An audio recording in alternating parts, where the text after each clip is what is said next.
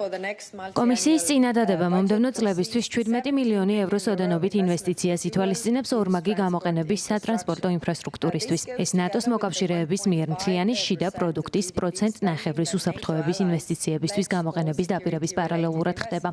თუ სამხედრო მობილობის თავდაცვის მზადყოფნის თავდაცვის ხარჯების გაზრდის, ასევე წარმოების და წევრი ქვეყნების თავდაცვის ინდუსტრიების თავსებადობისა და თანამშრომლობის თვალსაზრისით ნაბიჯებს გადავდგამთ, რაზეც დღესაც ვსაუბრობდით, მაშინ რუსეთი თავს არ დაგვესხმება, რადგან ჩვენ სუსტები არ ვიქნებით.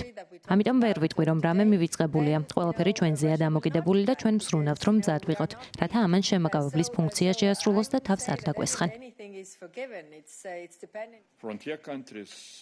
ცხადია, რომ საზღვრისპირა ბალტიის ქვეყნები საჭიროებენ ძლიერ ინფრასტრუქტურას, რომელიც მათ კონტინენტურ ქვეყნებთან, მაგალითად გერმანიასთან, საფრანგეთთან დააკავშირებს. ამ დროისთვის ზოგიერთ შემთხვევაში ეს ინფრასტრუქტურა ჯერ კიდევ არ არის სათანადო. ამიტომ შეგვიძლია ვისაუბროთ Rail Baltics-ის მაგალითზე, რაც განსაკუთრებით მნიშვნელოვანია, რადგან რკინიგზას უდიდესი როლი აქვს. ასევე ძალიან მნიშვნელოვანია, რომ ნატოსთან ერთად ვიმოქმედოთ და გავიაზროთ ის, რასაც მე მასპინძელი ქვეყნის მხარდაჭერას უწოდებდი. თუ როგორ გეგმავს ნატო კრიზისის დროს რეგიონში ჯარების გადაადგილებას და რა უნდა გავაუმჯობესოთ ამ თვალსაზრისით.